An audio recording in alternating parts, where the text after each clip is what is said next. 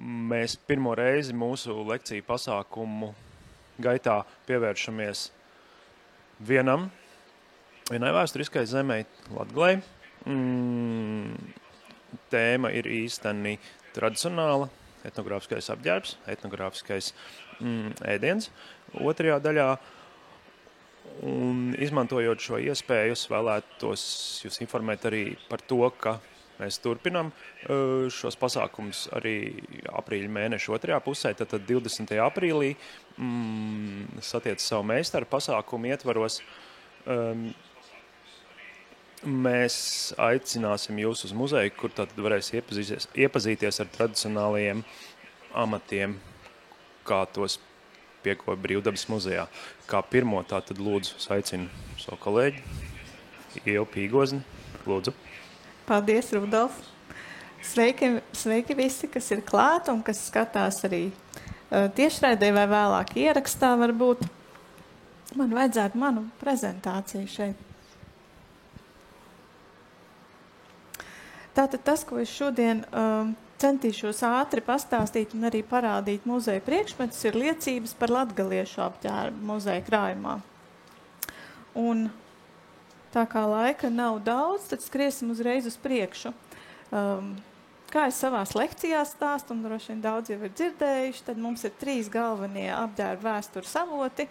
Tie ir rakstītie avoti, tie ir vizuālie, ikonogrāfiskie avoti, un tie ir lietiskie avoti. Un lietiskie avoti ir savā ziņā tāda unikālākā grupa, tāpēc, ka viņi ir tik, cik viņi ir tādi, kādi viņi ir saglabājušies. Te mums ir arī tā kā redzams, ka tie ir tikai apģērba gabali, tie nav veseli tērpi, un mēs no tiem lietiskajiem avotiem ļoti labi varam redzēt daudzas detaļas, ko mēs citādāk nevaram ne no apraksta, ne no zīmējuma saprast.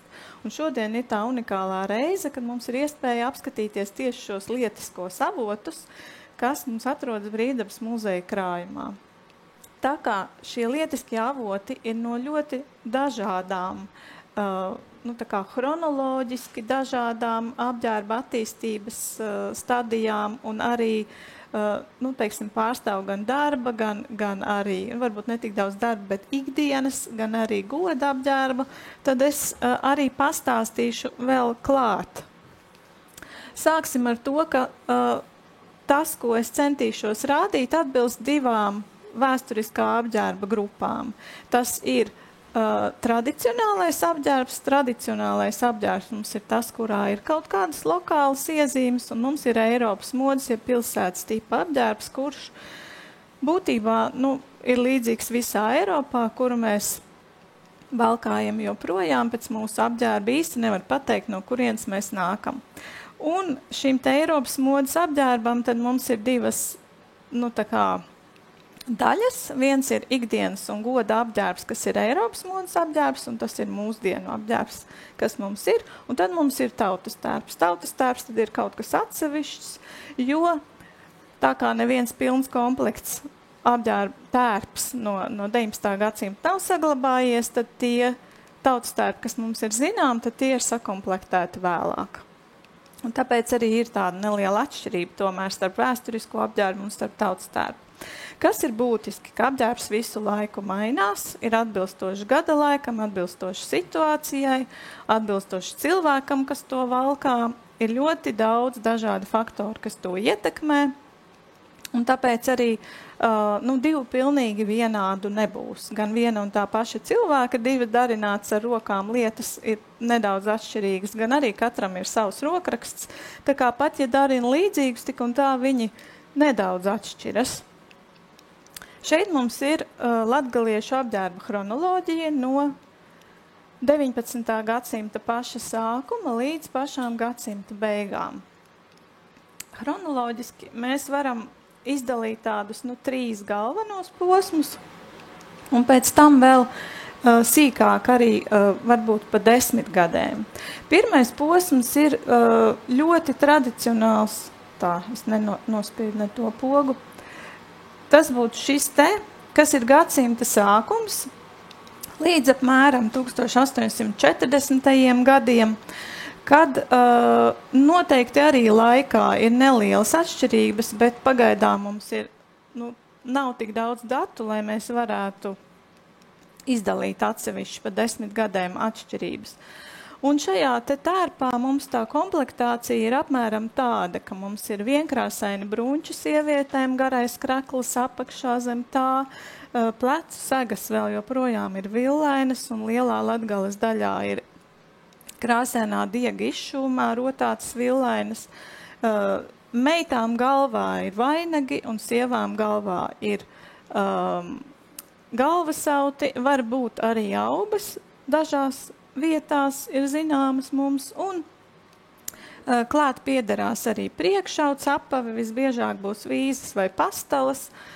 Vīriešiem arī tās būs vai nu lina kārta vai vilnas kārta, bikses, piemēram, kraklas lina vasarā vai vilnas garie svārki, kas ir tāds tā kā metalītis, un platmale vilnas cepure. Tas ir tas agrākais posms, un pēc tam seko nākamās izmaiņas, kas te mums ir tāda tā kā, atkal ne to pogu nospied, divi pārīši. Viens pāris varētu būt šis, kas ir jau apmēram ap 1855. Gadu, kad pirmā modes pazīme jau ir tā, ka ienākuši strīpaini brunči ir apģērbā, sīkstrīpaini tajos laikos ir parādījusies kokvilna vairāk lietojumā, piemēram, kokvilnas lakatiņš apdrukāts, varbūt arī priekšautos tas parādīties. Un vīriešiem galvenā modes lieta, kas tajā laikā ieviešās, ir galvā naģenes. Tālāk mums jau ir ap 1860. Gadu vidu nākamais pāris, kas mums ir no perioda, kad jau vienlaicīgi paralēli šiem te svītrainiem brunčiem ir arī rūtaini, sīkrūtaini brunči. Ar izšuvumiem rotātās villainas ir izgājušas no modes un reizē ar tām arī galvasauti un vainagi. Savukārt to vietā nāk vainu lieli apdrukāti kokvilnas lakati vai arī baltas villainas bez rotājumiem. Varbūt ar nelielu jaustu svītriņu.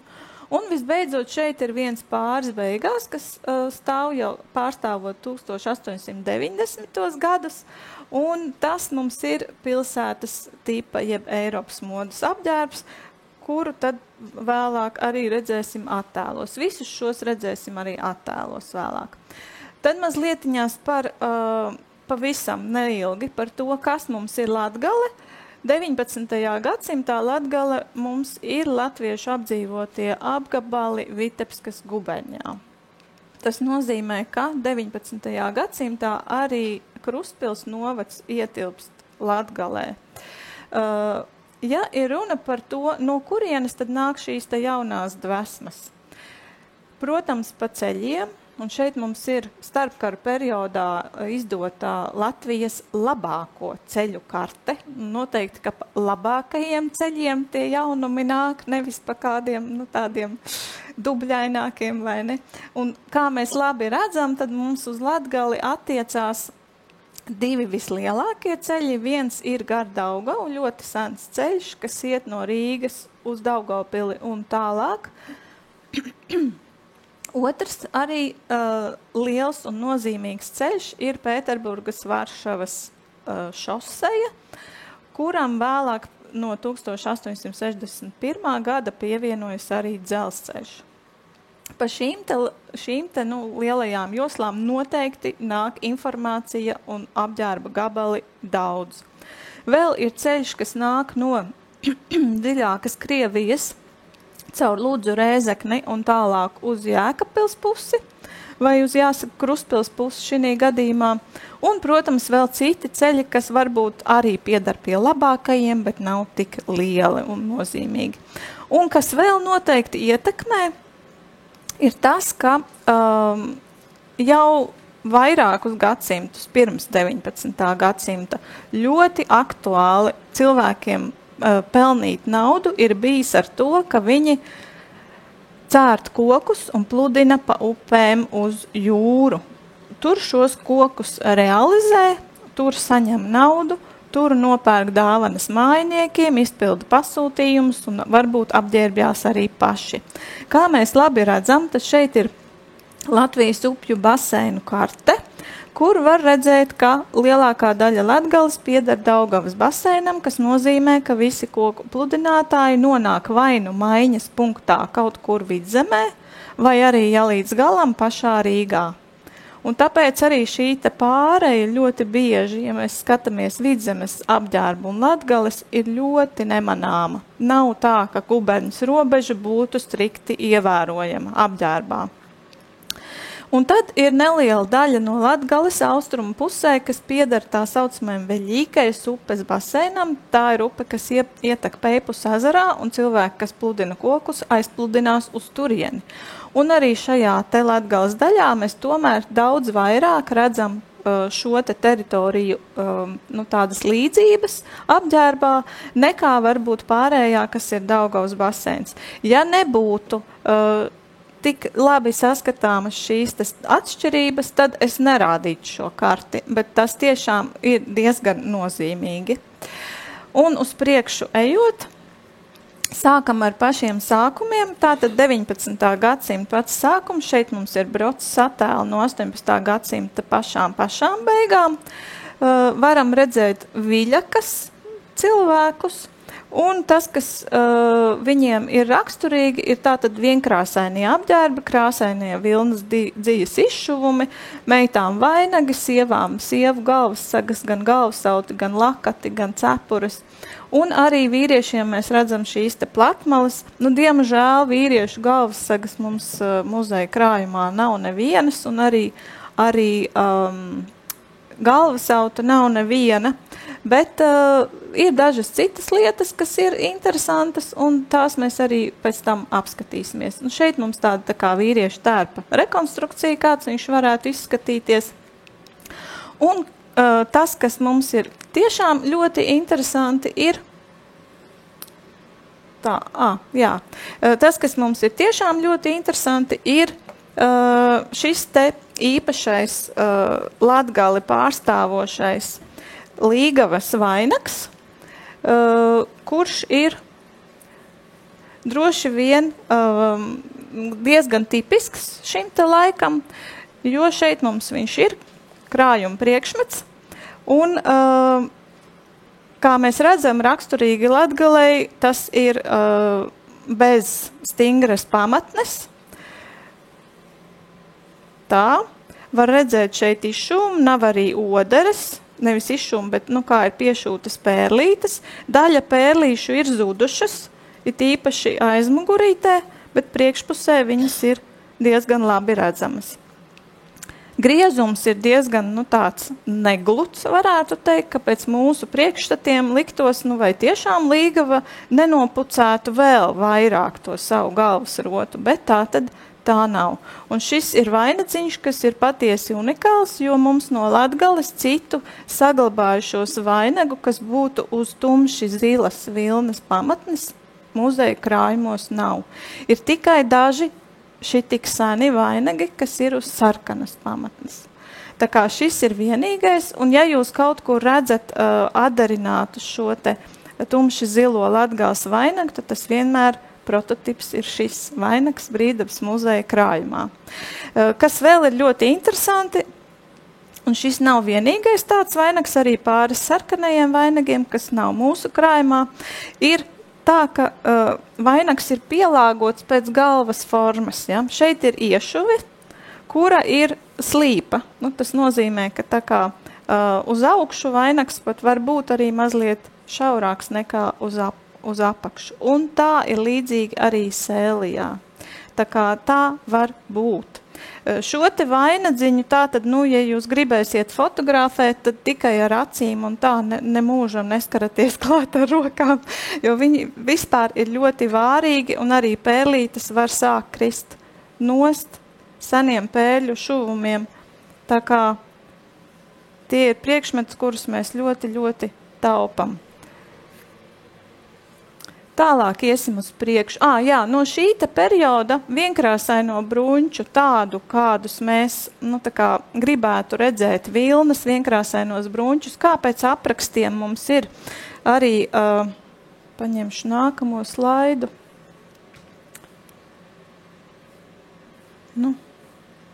Nē, tas nav vēl tas. Labi, tad nepieminēšu to vēl pagaidām.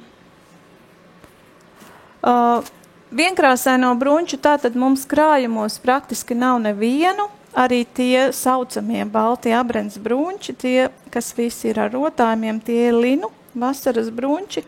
Vilnes tādu mums Latvijā nevienu saglabājušos nav, tāpēc ir tikai iespējams to rekonstruēt.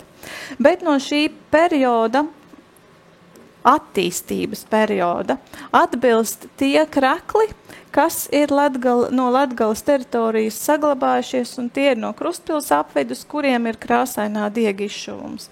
Visticamāk, agrāk tādi ir bijuši ne tikai šeit, jo arī braucas zīmējumos vīriešu tarpā tādus varēja redzēt, bet tādu citur nav saglabājušies. Un šiem krekliem, tātad šiem konkrētajiem, ir raksturīgi iešūtie uzpleči.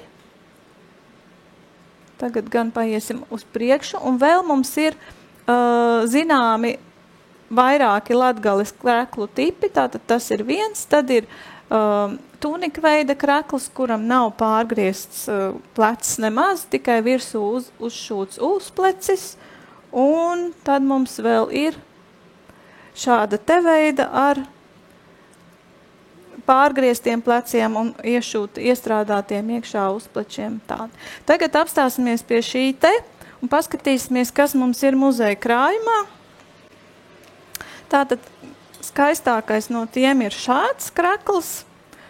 Diezgan arī raksturīgi tas, ka, es esmu diezgan daudz šādus kreklus skatījusies, ka viņiem, piemēram, uzpleči var būt arī mazliet šķībi. Piemēram, viens plecs vairāk uz priekšu, viens vairāk uz atpakaļ, vai abi divi mazliet vairāk uz atpakaļ. Bet idejiski tātad uzšūtie uzpleči iet pa locījumu līniju. Un kas šim konkrētajam kreklam vēl ir ļoti interesanti, ir tas, ka šeit ir ažūrais rotājums. Un tas vēl jo vairāk sasaucās ar tādiem setu krekliem, kas arī ir saglabājušies Igaunijas teritorijā, valkāšanā vēl daudz ilgāk nekā Latgalē. Un ko es starp citu arī nepieminēju pie tām kartēm runājot, ka tās jauninājumu vēsmas, kuras veļās pāri un atnes jaunas lietas apģērbā, tās parasti nāk vai gar Daugavu, vai vienkārši lēnām pāri Aiviekstai no Vidzemes. Un tas nozīmē, ka no Vidzemes puses un no lejas viņas tā kā tuvojās, un pēdējais bastions, kuru sasniedz, ir Latgales tā sanāk ziemeļa austrumu daļa. Un tur arī tāpēc visilgāk ir saglabājušies daži priekšmeti, kurus mēs pēc tam esam sākuši domāt, ka tas ir raksturīgs tikai šai Latgales vietai, bet pārsvarā tās ir chronoloģiskas atšķirības, ka citur jau daudz, kas ir ieviesies modīgāks, tad tur vēl pastāv. Tātad, kas šiem krekliem vēl ir raksturīgs, viņiem ir ļoti smalkā rakstainā auduma augšiņa, un tāda ir arī šiem te, kuriem nav citu rotājumu, bet šī te rakstainā augšiņa auduma ir, un ir tādi krekli, kuriem mēdz būt pat līdz 4 dažādiem atšķirīgiem audumiem izmantot, jo viens ir izmantots stāvā, kur ir tas rakstainais audums, tad ir viens, kurš ir rupjais audums, kas ir apakšā piešuve, un tad var būt arī pilnīgi vēl cits piedurknēm, un vēl cits apkaklei, un arī šeit ķīļiem. Visbiežāk saskan apkakli ar ķīļiem. Tātad šie te krekli arī varēsiet pienākt, pēc tam varbūt apskatīties tuvāk. Tā, viņi visi 3 pārstāv šo te tradīciju. Tie ir sieviešu krekli, un tā tad arī viss labi redzams, kādas šīs te apakšiņas ir, katram sava tāda, rupjuma audums. Tālāk skrienam uz priekšu. Par bruņķiem es jau pieminēju, ka tātad nav mums tādi nekur Latvijā saglabājušies, arī mūsu muzejā, diemžēl, nav, un mēs jau, protams, gribētu, bet lai nebūtu priekšstats par to, ka tas ir kaut kas tāds unikāls un neticams un vispār, vismaz šobrīd jau 5 rakstītie avoti ir zināmi no Latgales dažādām vietām, un ir arī pat ziņas par vismaz vienu vietu Vidzemē, kur tādi ir bijuši. Līdz ar to tas nav nekas tāds unikāls, vienkārši iepriekš mums tas nav bijis tādā zinātniskā apritē un sabiedrības zināšanā iegājis. Tad arī šis te vainadziņš, ko es jums jau rādīju, kas atbilst šim te periodam un šai te apģērba attīstības stadijai. Un tad mums ir šī te tipa zeķes, kuru mūsu muzejā krājumā nav. Es viņas parādu vienkārši, lai jūs saprotat, pie kura stila viņas pieder. Pie šī laika var piederēt, protams, arī kājauti un arī vienkārši labiskajā adījumā adītas pusgaras zeķes. Un tās pat ir visbiežākās. Šīs jau ir pa virsu velkamās smukumam. Tas, kas mums toties ir, un kas nav pilnīgi nevienā citā Latvijas muzejā, ir unikālas vīzes ar šīm te melnajām saitēm, tāpēc, ka visos muzejos, kur vien ir saglabājušās vīzes, viņām ir vai nu striķīši, vai nu vispār nekā aizdarēji nav. Un Broce savos zīmējumos tādas ir attēlojis un arī aprakstījis. Un aprakstījis tātad, ka viņš apsaitē ar melnajām saitēm, un mēs jau no tie zīmējuma un no tikai un vienīgi apraksta nevaram pilnīgi iztēloties, kādas viņas izskatās. Tad tagad mums šeit ir viens paraudziņš, kurš noteikti nav tik sens kā no Broces laikiem, bet vismaz mēs varam ieraudzīt, kādas viņas ir bijušas. Un redzam, ka tās saites ir ļoti garas. Tā tad apsietas ap kāju diezgan daudz graznos krustiņos. Un principā šīs te gan pastelu, gan vīžu auklu siešanas mākas arī ir dažādas. Nav tikai viena vienīgā, kāda būtu izmantota dzīvē. Un tad mums nāk 1840. gadi, kad nāk iekšā daudzas jaunas modes dvesmas, kad parādās šie te kokvilnas audumi, kad šur tur pie goda apģērba sāk parādīties zābaki cilvēkiem un iet no modes ārā pieminētās galvas sagas, to vietā nāk lakati. Un lakati pilnībā izspiež gan vainagus, gan galvasaudus. Tātad gan sievas, gan meitas sāk valkāt lakatus, un nāk jaunā mode un aizslauka bijušo. Neiet uz priekšu.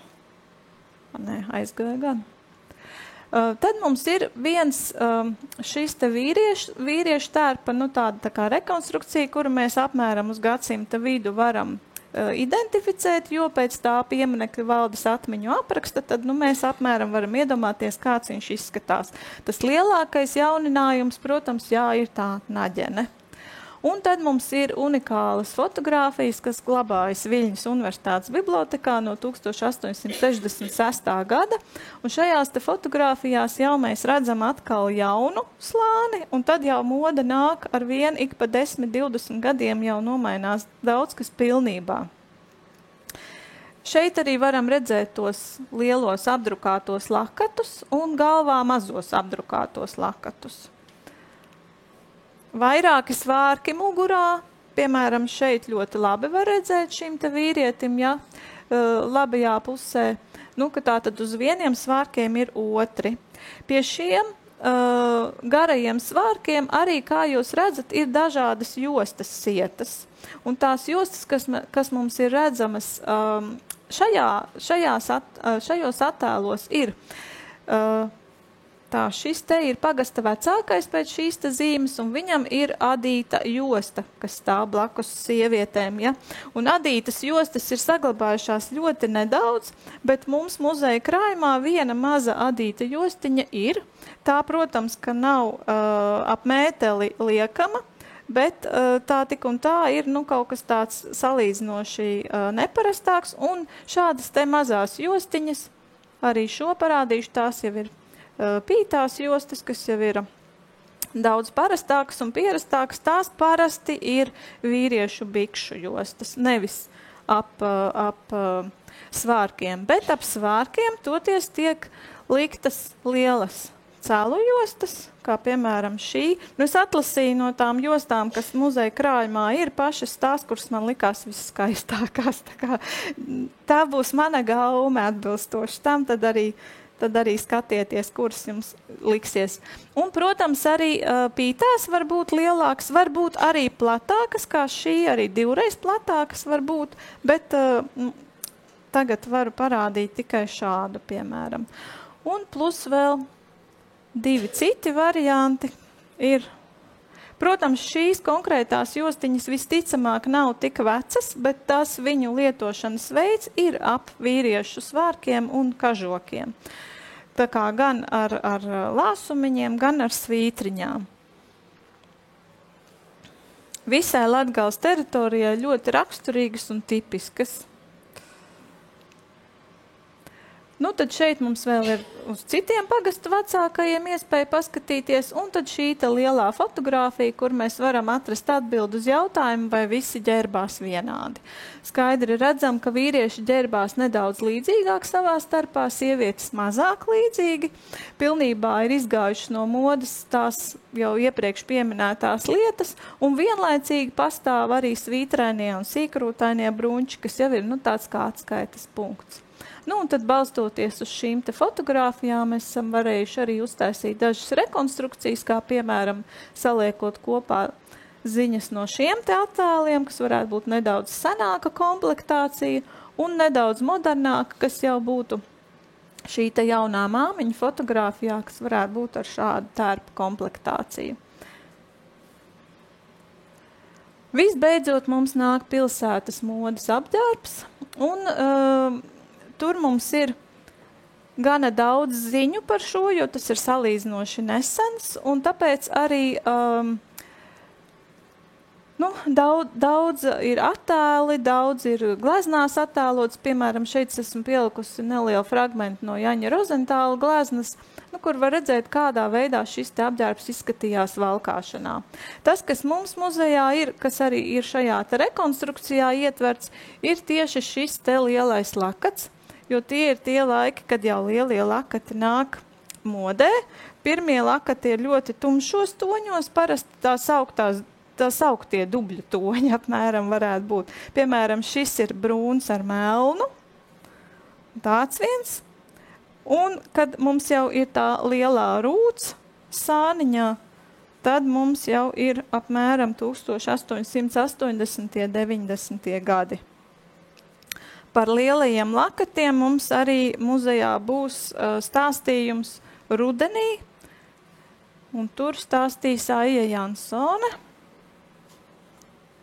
Tā parādīšu tikai šos te dažus paraugus, man ir 3 paņemti no krājuma. Šāds vēl, kā var redzēt, tad tie ir ļoti lieli. Valkāšanas veids visbiežāk ir tāds, ka tos apliek ap pleciem, priekšā krusto un aizmugurē zem vainaga, zem tās lakata astes sasien mezglu. Tad ir ļoti silti. Un šāds.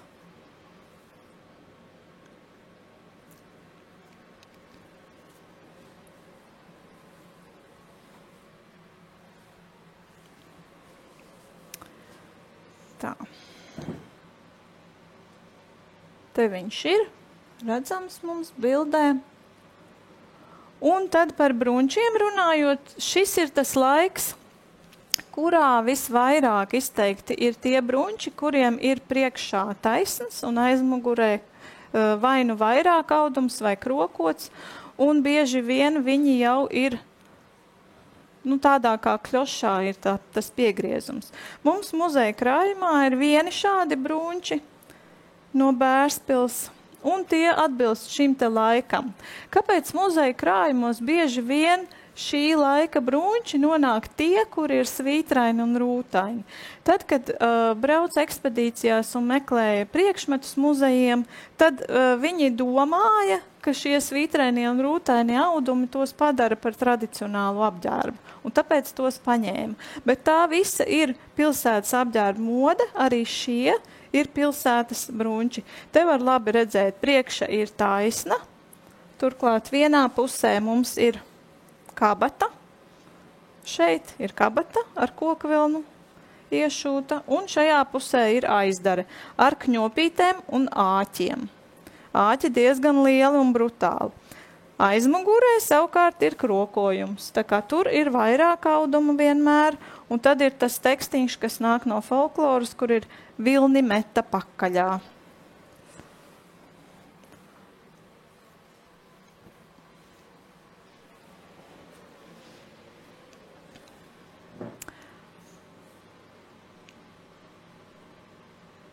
Tad mums ir tāds unikāls priekšmets no šiem te laikiem, un tas ir šis te, viņš muzeja krājumā ir nosaukts kā pārpieris, bet būtībā, tas ir tāds ļoti, ļoti smalks, te ir marlīte, un te ir, tik ļoti smalka mežģīnīte, ka, jābaidās elpot, ja? Bet šāda te tipa galvas rotas piederās pie šī te veida apģērba un šiem te laikiem. Tā ir fotogrāfija no Latgales, un tur arī var redzēt, ne jau identisku, jo katrs viņš noteikti nedaudz atšķīrās, bet tā tad arī var redzēt, kāda bija šo te galvas rotu valkāšanas mode un maniere.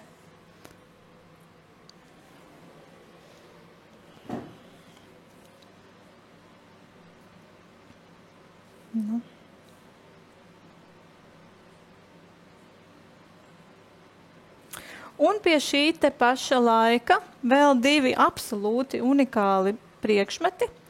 Tos es neņemšu rokās, jo tie ir pārāk vārīgi. Ir tātad šie te divi mākslīgo ziedu. Šis ir kā diadēma, lūk, šajā te pusītē, ja. Varat arī paskatīties ar acīm tuvāk pēc tam, pienākot klāt. Un tad mums ir šis te, kurš arī ir mākslīgo ziedu vainadziņš. Lūk, šāds te. Šie mākslīgo ziedu vainagi varēja būt vai nu līgavu vainagi, vai arī līgavas māsu vainagi, jo ļoti bieži 19. gadsimtā kāzās bija līgavas māsas, vai no Latgales tas pieraksti ir tādi, ka viņi sauc pat padruškas, ja. Tā kā tās nav obligāti tieši māsas, tās ir tas pēc amerikāņu parauga, ja, un pie tam viņas nav viena vai divas, viņas vienmēr ir vairākas. Un tad arī viņām var būt diezgan daudz šo te atribūtu, kas ir līgavām, piemēram, šādi te vainagi. Piemēram, arī viņām var būt gredzentiņi speciāli ar acīm, piemēram, sarkanām vai zaļām. Tas gan konkrētais pieraksts ir no Vidzemes, bet tas tā. Un tātad šie te vainagi tādi paši un tādas pašas tradīcijas arī šajos laikos, kā populāri vainagi ieviešās baznīcā. Kā mēs labi zinām, Latgalē procesijas ir ļoti aktuāla lieta, tad procesijas meitu vainagi it īpaši tad, kad viņi jau vairs nekotējas tik augstu, ka tie ir tikai līgavām un līgavas māsām, viņi arī nonāk jau pie pārējām visām jaunajām meitām, kas iet procesijā un tie kļūst par procesijas vainagiem.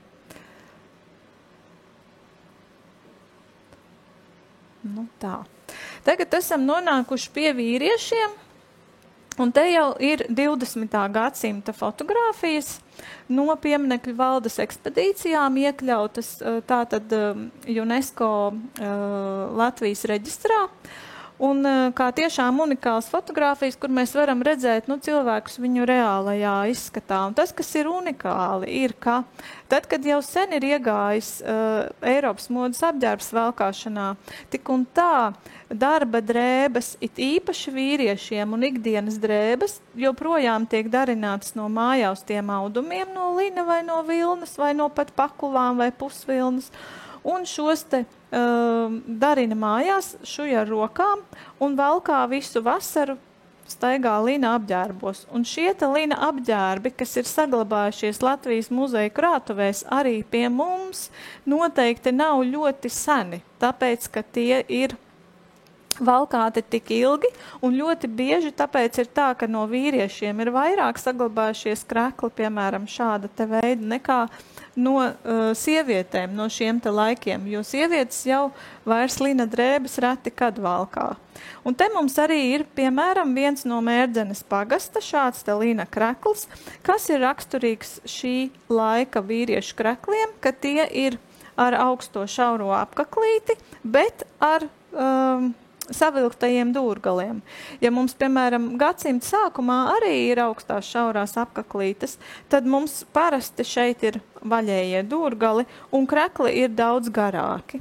Bet konkrēti šis ir vēl salīdzinoši garš, dažkārt mēs būt vēl īsāki. Tās ir tādas norādes uz to, ka tie ir gana jauni tie krekli. Un vēl unikālāk, kas ir no šī te paša pagasta. Tūlīt paskatīsimies, kur mēs... te mums tātad parādās arī tas cilvēku ģērbšanās veids, kāds mums ir ikdienā jau 20. gadsimta sākumā. Un kas ir tas unikālais? No šī te paša pagasta komplektā mums ir arī šīs te linu bikses. Un unikālas tās ir ar to, ka tām ir ļoti neparasta aizdare ar šo te sprungulīti saucamo, kas ir kociņš. Tā vietā, lai tur būtu poga, vai lai būtu ievērta aukliņa, vai arī, kur šī te veida jostiņas izmantotu, tur ir aizdare ar sprungulīti. Sprungulīts noteikti ir ļoti sens aizdares veids, vienkārši pārsvarā tādi nekad nekur nav saglabājušies. Un mūsu muzeja krājums ir bagāts ar to, ka ir ne tikai viens šādas te bikses, un turklāt ar šo te ļoti raksturīgo bikšu, to dibena paplatinājuma daļu, kur var arī paskatīties, un tur ir tādi 2 spogulītī iešūti paplatinājumi. Bet ir arī otras darba bikses, un arī šīm te darba biksēm, viņas varbūt arī sākotnēji nebija darba, bet tika novalkāts līdz darba līmenim. Arī tām ir sprungulīša aizdara. Man arī ir aizdomas, ka sprungulītis uz bikšu mazgāšanas laiku varbūt arī tiek izņemts un pēc tam tiek piešūts jauns, tādēļ, ka tādi ir pieejami bez sava gala. Ja. Tas, kas ir ļoti skaisti šīm biksēm, ir ļoti daudz ielāpu. Man personīgi ļoti patīk skatīties senos ielāpus, tā kā jums arī ir iespēja uzmest aci tiem ielāpiem un redzēt, ka ir ielāps uz ielāpa, ne adatas dūrieni. Šeit konkrēti, protams, ir adatas dūrieni daudz.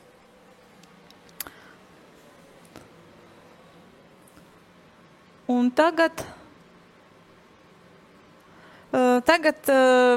programmas nagla, vai viena ir tām, ka tad, kad es jums rādīju šo te kreklu, es nepievērstu tai lietai uzmanību, lai jūs, tā kā nenositaties ar informāciju pārāk daudz nost no tā galvenā, bet šim kreklam ir tiešām unikāls piegriezums, jo tādus reti var atrast muzeja krājumos, viņam stāvs sastāv no 3 gabaliem. Ir tātad nevis 1 un 2, bet ir 1, 2 un šeit ir 3. aplocīts uz sāniņu.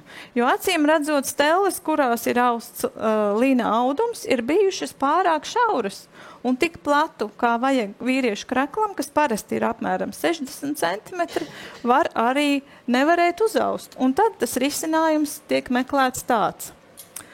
Un šī ir šis ir bonus tiem, kas ir atnākuši klātienē, jo tas ir mans personīgais krekls no Ukrainas, arī tradicionālais krekls, un arī šim kreklam ir tieši tāda piegriezne. Viņam ir piegriezums no 3 gabaliem, un šito, tā kā tas nav muzeja priekšmets, es palaidīšu apkārt, varēsiet aiztikt ar rokām, skatīties un priecāties. Tā kā tas risinājums ir veidots, tā jūs arī varēsiet paskatīties, kā tas ir tapis. Tālāk ejam uz priekšu. Šeit mums vēl ir daži attēli no tirgus. Šis ir konkrēti no 18. gada, bet ir arī viens no 27. gada, kur mēs jau redzam, ka cilvēkiem pārsvarā ir vienkrāsainas tumšas drēbes, ir lielie lakati, kuri jau sāk iegūt vairāk krāsas, jo, piemēram, šeit mēs jau tā kā labi redzam, ka lakats jau ir krāsaināks, un ir viena baltu lakatiņu jūra no sieviešu puses un naģeņu jūra no vīriešu puses. Tipiski Latgalē šīs te galvas sagas saglabājas līdz 2. pasaules karam vienkārši absolūtā masā. Tālāk uz priekšu. Cik mums ir laiks vēl? Skriesim uz priekšu, jā. Šeit ir attēls atkal no šīs te UNESCO kolekcijas Latvijas Nacionālā vēstures muzeja krājumā. Un var redzēt, kā to petērnes, jeb striķu vīzes. Tur uz galda ir vienas petērnes, un šeit ir vēl viens petērnes. No Latgales viņas ir saglabājušās ārprāt. Es ļoti atvainojos muzejam un tautai.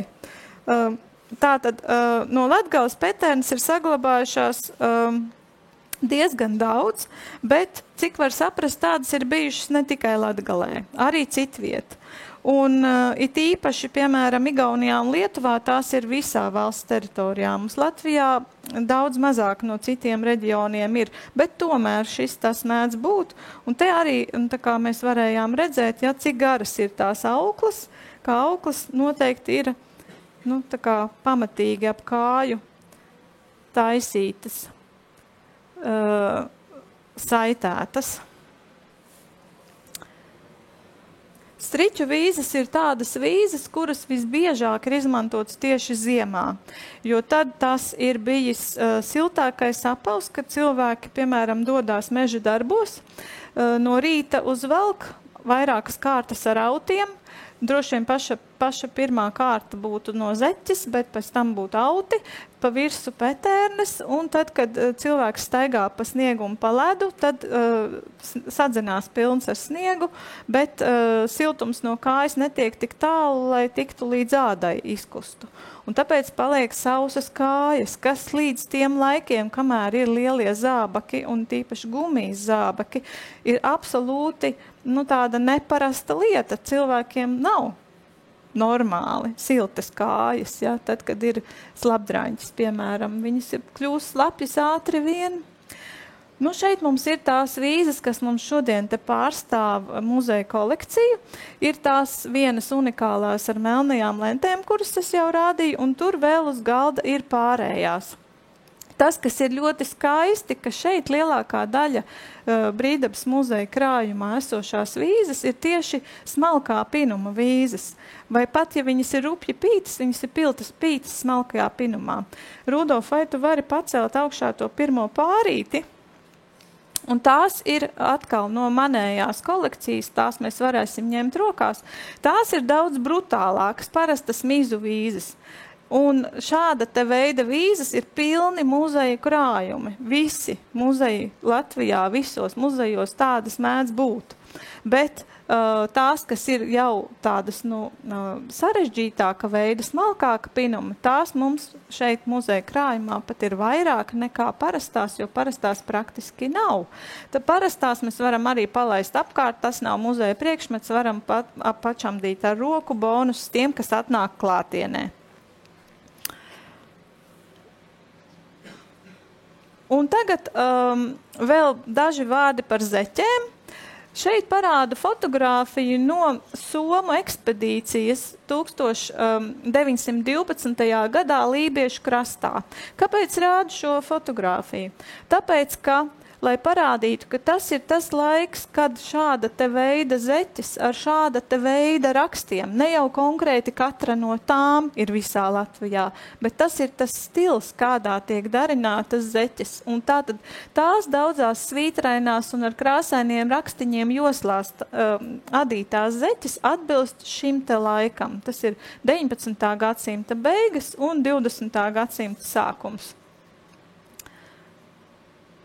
Nu, tā.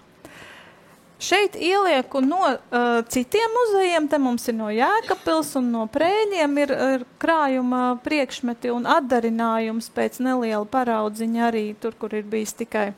Un tās visas atbilst šim te laikam. Nu tātad, visvienkāršākās zeķes. Šeit mums ir parastas baltas vilnas zeķes, kas ir Brīvdabas muzeja krājums. Šeit ir tādas pašas zeķes, kas ir mana kolekcija, un šis ir vēl viens priekšmets, kuru došu pataustīt. Briesmīgi rupjas un asas. Varēsiet padomāt, kā jums justos uz plikas ādas, ja? Kad jūs viņas ar roku pačamdīsiet. Šīs ir daudz maigākas, bet šīs ir tiešām ļoti rupjas. Ja? Tā kā tās varat paņemt. Un tās man ir radotas kā zeķes, kuras ir būtībā domāja cilvēki, ka no 1912. gada tā kā tieši tās pašas. Šīs muzeja krājuma mums nav datētas, mēs nevaram precīzi pateikt, bet tas stils ir tieši tas pats, to mēs te redzam. Un tad mums ir rūpnieciski ražotas šādas te zeķes, kuras muzeja krājumos ir vismaz divas man zināmas, ne tikai šīs, bet vēl vienas, un tās mēdz būt ar pierakstu, ka tās ir pirktas Daugavpilī. Nu, bet tā tad, ja droši vien katrs var atļauties nopirkt Daugavpilī, gribās arī pašam, nu tad izskatās, ka šīs ir pašu darinātas un ļoti smalkā adījumā adītas, un tās ir zeķes, kuras var valkāt, nu, ja mēs skatāmies, tās ir tiešām garās zeķes, varētu būt arī valkātas pie zeķuriem, kas jau ir viss pilsētas tipa apģērbs. Agrākos periodos arī ir zeķes, kas ir pāri celim, nevis tikai līdz celim, bet tad šīm te zeķēm parasti ir, tur ir tas apsējums ar tā saukto paķeli vai prievīti, lai turētos. Tad mums ir šādas te zeķes muzeja krājumā, kas arī šī te veida mežģīņa adījums, kas atbilst pilsētas modes apģērbam. Nu, precīzi datējumi mums nav, bet mēs arī zinām to, ka tas ir tātad 1890. piemēram, vai pirms Pirmā pasaules kara visticamāk, varbūt, ka pat vēl vēlāk. Tad ir šādas te ļoti skaistas, kur ir apakšējā daļa adīta un augšējā daļa tamborēta. Tādas. Te nevar nemaz tā atdalīt, viņas smuki sašūtas kopā. Un visbeidzot jau siltākam mērķim, rupjāka veida, arī šāda te veida zeķes ir diezgan daudz muzeja krājumos. Un tādas, ja tām ir balts pamats un dažādi citi šie te rotājumi, tad bieži vien tiek uzskatīts, ka tās ir tradicionāla apģērba zeķes. Būtībā jau visticamāk tās tomēr ir šī te perioda zeķes, tikai viņas izskatās vēl salīdzinoši tradicionāls, jo adīšana mums ir dzīvā tradīcija, vēl joprojām tā neiziet no aktualitātes, un tāpēc arī datēt nemaz nav tik vienkārši. Tad vēl pavisam pāris vārdi. Jostas es jums jau parādīju tās, kas šeit mums ir, bet vēl ir papildus tādas jostas, kas ir ruļļos. Labi, šis ir varbūt mazs rullīts, vienkārši ļoti skaista jostiņa bija, tāpēc paņēma, bet ir šādi lielie ruļļi. Tās parasti ir jostas, kuras mājās stāv, arī tiešām stāv ruļļos, tās ir celu jostas, un tās izmanto saimniecībā. Piemēram, pie zirgu grožiem. Viņām ir labs pielietojums, tad šādas te jostas izmanto, jo tās ir ļoti stingras. Šādas jostas izmanto arī zārka laišanai kapā iekšā. Un tad, kad vajag arī mazāka garuma, tad vienkārši no ruļļa nogriež. Lielākais rullis pēc izmēra, ko es esmu redzējusi, ir 14 metri. Tā kā tas, protams, nav nekas tāds, ko cilvēks ap sevi kaut kur apsies un ar visiem 14 metriem staigās. Tā kā tas ir tāds, tāda jostu banka vai vienkārši konkrētiem mērķiem izmantoti. Un vēl pāris vārdi par cimdiem. Tur ir daži no skaistākajiem cimdiem, kurus es atlasīju no krājuma priekšmetiem, un vēl daži šeit. Šis ir viens tikai, bet šis konkrētais rakstiņš. Te mums ir zeķu rekonstrukcijas, un zeķu rekonstrukcijām paldies, un mēs varam teikt šeit sēdošajai Maritei. Paldies, Marita. Bet arī un Maritas māsai Sanitei, jā. Bet arī konkrēti šī te zeķu, es viņu šeit ieliku, jo rakstīns ir tieši tas pats. Un tad, kad es viesojos Ludzas amatniecības centrā, tad man teica Līga Konrate, ka tas ir mūsu šeit vietējais, tieši mums raksturīgais. Un tagad es skatos turas, tāpēc viņam jau sāku vairāk pievērst uzmanību, ka tiešām šo rakstu visvairāk es redzu tieši priekšmetos no Latgalas. Tā kā varbūt ir arī kaut kas unikālāks tādā ziņā Latgalei. Bet savukārt, piemēram, šis raksts ir tipisks, kā visi teiktu, suitu raksts, ja, suitu zeķu. Nē, šie ir tādi pie tam. Paskatieties, kas par izmēru milzīgi, ja? Bet tātad tie ir Latgales cimdi. Un arī tās zeķes, ko mēs redzējām iepriekš rekonstrukciju, tām arī bija tāds tā kā tipisks suitu zeķu raksts. Ko es ar to gribu teikt, kad acīm redzot tomēr tās lietas ir arī tā kā kādu brīdi modē, un tad tās ir modē ļoti plašā teritorijā. Un šis cimdiņš arī tikai viens, un arī atsevišķi izceļ, tie pārējie vienkārši stāv tur un smuki redzami, bet var vienkārši paskatīties, kā cilvēki ir novalkājuši cimdu darbā, un kā viņš atkal ir skaisti lāpīts, un kā viņš ir lietots dzīvē, un pēc tam viņš tāds pats arī mīļumiņš ir nonācis mūzejā. Tā. Ar to mēs arī esam cauri šai te prezentācijai un esam izgājuši cauri visiem priekšmetiem vismaz pirmo reizi. Un te vienkārši vēl, ja ir nepieciešams papildus informācija, tad ko es no sevis varu piedāvāt un ieteikt. Tā, cik mums vēl ir laiks, vai mums ir jautājumi?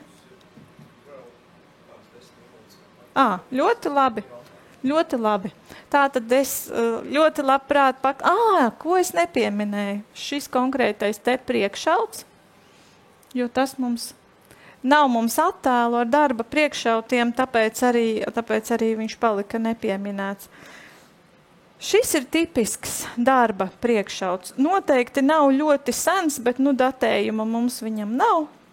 Bet tie ir darba priekšauti ir atšķirami ar to, ka viņiem ir daudz rupjāks audums. Mēdz būt arī, kā mēs redzam, ieaustas svītras un dažkārt arī rūtains var būt audums, bet visbiežāk krāsas ir patumšas un nav nekādu citu rotājumu, kas būtu, piemēram, mežģīne klāt piešūt vai izšuvumi. Ja ir jau mežģīni un izšuvumi, tad tie vienmēr tomēr ir goda priekšauti. Un kā jau jūs redzējāt arī no rekonstrukcijām, tad ne tikai Latgalē, arī visur citur Latvijā vai gandrīz visur citur, atskaitot pašus Kurzemes krastu, mums tomēr ļoti bieži ir valkāti priekšauti arī pie goda tērpa, vismaz agrākos periodos. Tā. Jautājumi vēl kādi? Teiksim, paldies Ievai, un droši jautājumi. Ir pāris jautājumi. Mēs tevi nedzirdam. Ir pāris jautājumi iesūtīt tiešraidē, bet droši jautājiet. Droši ceļiet.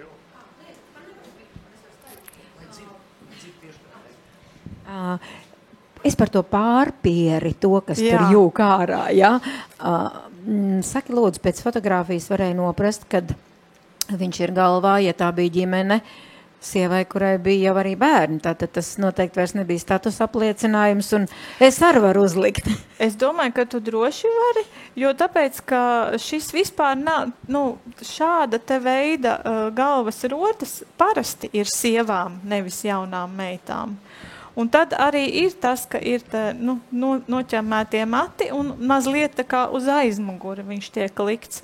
Un tur var būt arī mākslīgie ziedi, kaut kāds tur tāds veidojums, tur var būt tils klāt. Un tad apmēram ap 1900. Gadu šī moda strauji izbeidzas. Jo nāk modē tā brutāli sakot Aspāzijas frizūra, un tur vairs nav kur likt šo te vai šādu te. Un tāpēc arī, tas tā kā iziet strauji no modas.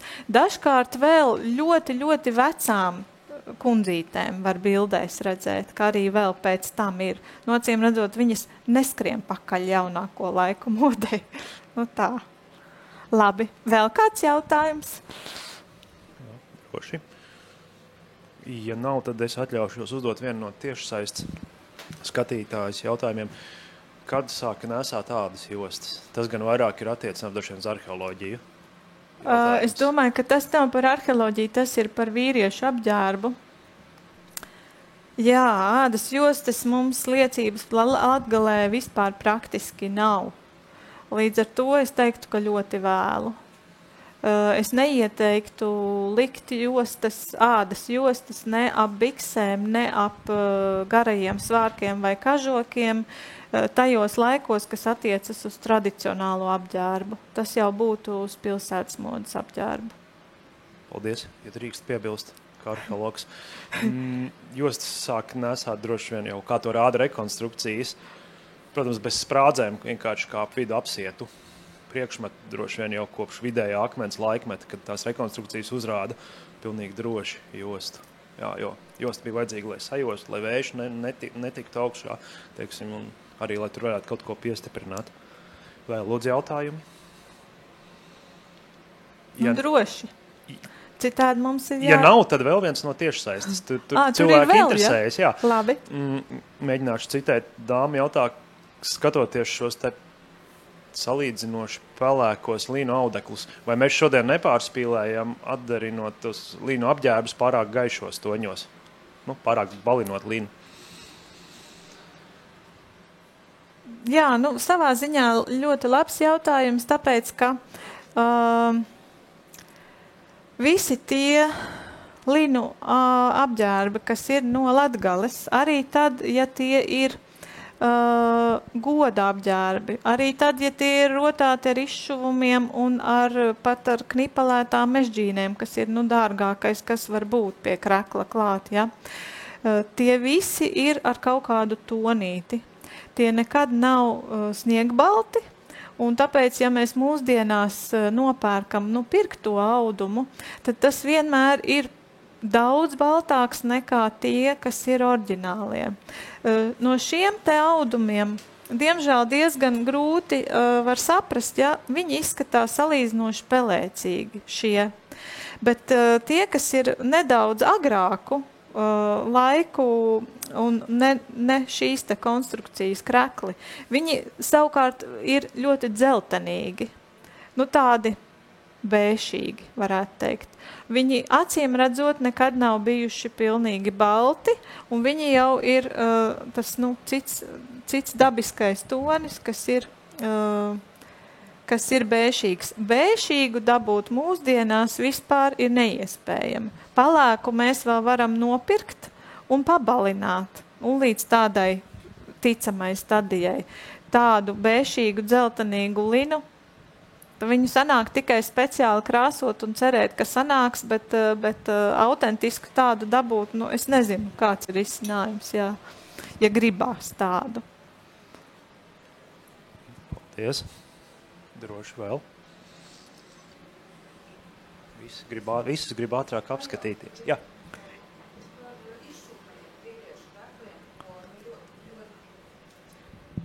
Izšūtie vīriešu krekli no Latgales. Tas, ko mēs redzam visādiem deju kolektīviem, viskaut kam tam līdzīgam. Šeit apskatītie bija vienkrāsaini. Kas ir ar tiem izšūtajiem? būtībā ļoti chronoloģiski ietilpīgs jautājums. Jo, kā jau es jums teicu, broces zīmējumos mēs redzējām, ka izšūta apkaklīte ir ar krāsaino vilnas dziju. Tātad tas ir tas senākais slānis zināmais. Nākamais ir jau tie krekli, kuriem tad izšuvumi ir ar sarkano un mazlietiņ balto. Tie pārsvarā izpaužas uz sieviešu krekliem, retu reizi arī uz vīriešu. Un vēl nākamais izšuvumu slānis ir tad, kad sieviešu krekli vairs netiek darināti tradicionālie lina, vairs tiek šūti tikai vīriešiem krekli. Un tad ir tas brīdis, kad nāk modē krāsaino diegu kokvilnas izšuvumi. Tie nāk modē visā Krievijas impērijas rietumu daļā.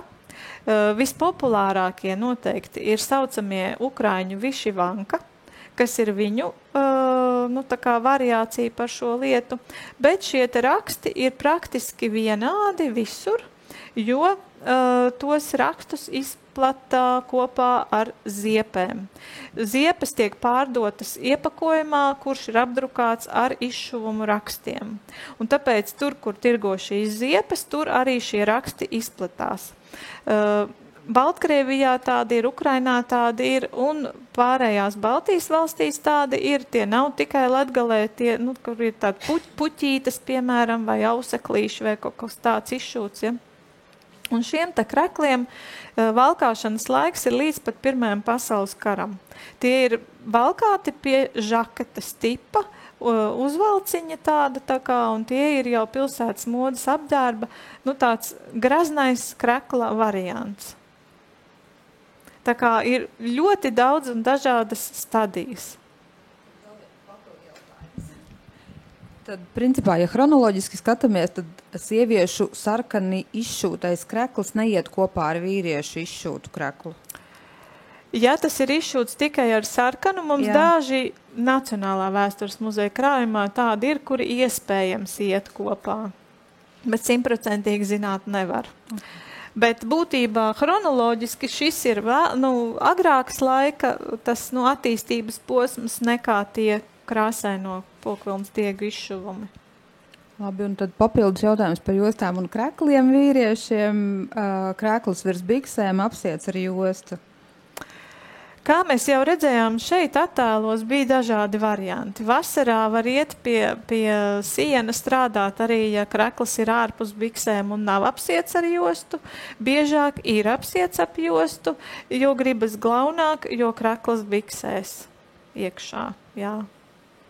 Tā kā tas tā ārpus biksēm tāds mājas variants. Bet tas, kas savukārt ir interesanti, tās bikses, gan šīs, piemēram, gan arī tās otras, mēs varam redzēt, ka salīdzinājumā pret vidukli ir ļoti platas, gan staras, gan arī tas dibana daļa ir tāds maiss gandrīz vai.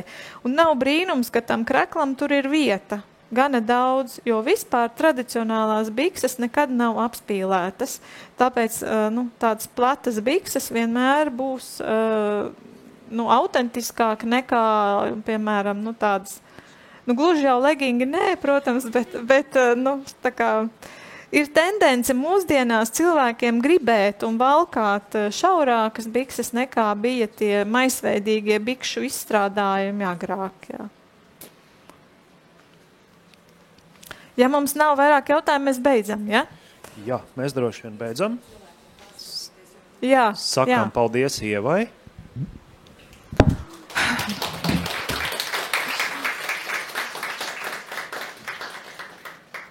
Wow. Paldies tev. Jā, paldies. Brīnišķīgi. Tad nāciet šeit un paskatieties tuvāk.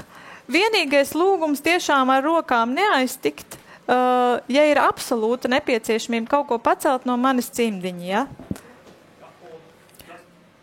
Droši neizklīstam. Mums ir. Pusvienos, jā, mēs sākam nākamo stāstu. Un mums vēl pirms tam ir jānovācās un jāuzstādās, vai ne? Jo Iveta jau kur ir gatava un gaida jau.